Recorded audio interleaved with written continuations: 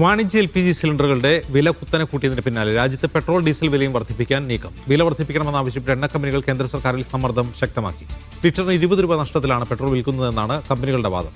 ഗാർഹിക LPG വില വർദ്ധിപ്പിക്കണമെന്നും ആവശ്യമുണ്ട്. സ്ഥിതി തുടർന്നാൽ വൻ നഷ്ടത്തിലേക്ക് കൂപ്പുകുത്തുമെന്നാണ് എണ്ണ കമ്പനികളുടെ നിലപാട്. കേന്ദ്ര സർക്കാർ തീരുമാനത്തിന് വേണ്ടി കാത്തിരിക്കുകയാണെന്നും എണ്ണ കമ്പനികൾ അറിയിച്ചു. റഷീദ് ബിൻ മുഹമ്മദ് വിവരവുമായി ചേരുന്നു. റഷീദ്, കേന്ദ്ര സർക്കാർ എണ്ണ കമ്പനികളുടെ സമ്മർദ്ദത്തിന് വഴങ്ങുമോ?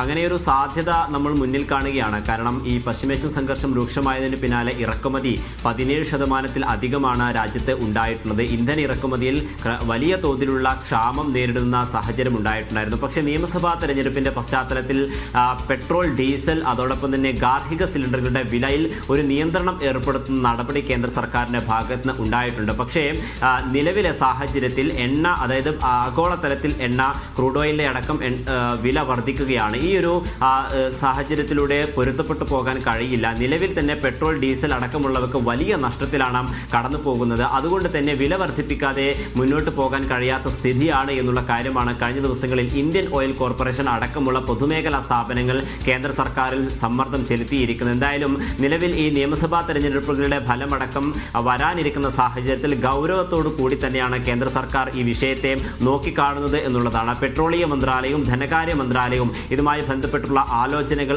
ആരംഭിച്ചിട്ടുണ്ട് എന്നുള്ളതാണ് ലഭിക്കുന്ന വിവരങ്ങൾ. ഏത് തരത്തിലായിരിക്കും ഇനി കേന്ദ്ര സർക്കാരിന്റെ ഒരു തീരുമാനം ഉണ്ടാവുക എന്നുള്ളതും ഏറെ പ്രധാനപ്പെട്ടതാണ്. പ്രത്യേകിച്ചും നിയമസഭാ തെരഞ്ഞെടുപ്പ് ഫലം വന്ന ഉടനെ തന്നെ ഇത്തരത്തിലൊരു തിരിച്ചടി ജനങ്ങൾക്ക് ഉണ്ടാവുകയാണെങ്കിൽ അത് കേന്ദ്ര സർക്കാരിനെ വലിയ തോതിൽ പ്രതിരോധത്തിലാക്കുകയും ചെയ്യും.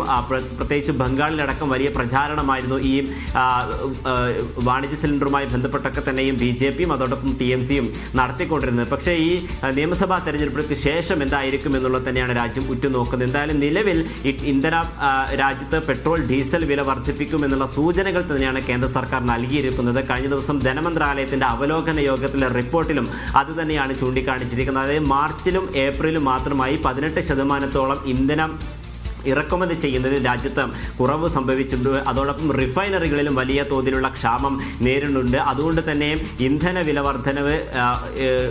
വില വർദ്ധിപ്പിക്കാതെ മുന്നോട്ട് പോകാൻ കഴിയില്ല എന്നുള്ള സാഹചര്യം ഉണ്ടാവുകയും ചെയ്തിട്ടുണ്ട്. എന്തായാലും ഇക്കാര്യങ്ങളൊക്കെ തന്നെയും കേന്ദ്ര സർക്കാർ വിലയിരുത്തുകയാണ്. ഒരുപക്ഷെ നിയമസഭാ തെരഞ്ഞെടുപ്പ് ഫലത്തിന് ശേഷം വലിയ തിരിച്ചടി ഉണ്ടാകുമെന്നുള്ളത് തന്നെയാണ് പ്രതിപക്ഷം അടക്കമുള്ള പാർട്ടികളും ഇപ്പോൾ ജനങ്ങൾക്കൊരു ജാഗ്രത നൽകുന്നത്. വലിയ പ്രതിഷേധം ഇതിനോടകം തന്നെ വിവിധ മേഖലകൾ ഉണ്ട്. കാരണം കഴിഞ്ഞ ദിവസങ്ങളിൽ ഒറ്റയടിക്ക് 993 രൂപയാണ് വാണിജ്യ സിലിണ്ടറിന് വില വർദ്ധിപ്പിച്ചിട്ടുണ്ട്. അതിൻ്റെ ഒരു ആഘാതത്തിൽ നിന്നും രാജ്യം മുക്തരായിട്ടില്ല എന്നുള്ളതാണ്. ഇതിന് പിന്നാലെയാണ് ഇപ്പോൾ പെട്രോൾ, ഡീസൽ എന്നിവയ്ക്ക് വില വർദ്ധിപ്പിക്കണം എന്നുള്ള ആവശ്യം മുന്നോട്ട് വെച്ചിരിക്കുന്നത്. അതോടൊപ്പം 14 കിലോയുള്ള ഗാർഹിക സിലിണ്ടറിനും വില വർദ്ധിപ്പിക്കണം എന്നുള്ള ആവശ്യം കൂടി ഇപ്പോൾ പൊതുമേഖലാ സ്ഥാപനങ്ങൾ മുന്നോട്ട് വെച്ചിട്ടുണ്ട്. എന്തായാലും ഈ കമ്പനികളുടെ സമ്മർദ്ദം കൂടുതൽ പരിശോധിക്കുകയാണ് എന്നുള്ളതാണ് ഇപ്പോൾ കേന്ദ്ര സർക്കാരിൽ നിന്നും അറിയാൻ കഴിയുന്നത്. അജിംസ്, ശരി, എന്തായാലും എണ്ണവില വർദ്ധിക്കുമെന്ന് ഏറെക്കുറെ ഉറപ്പായി കഴിഞ്ഞിരിക്കുകയാണ്.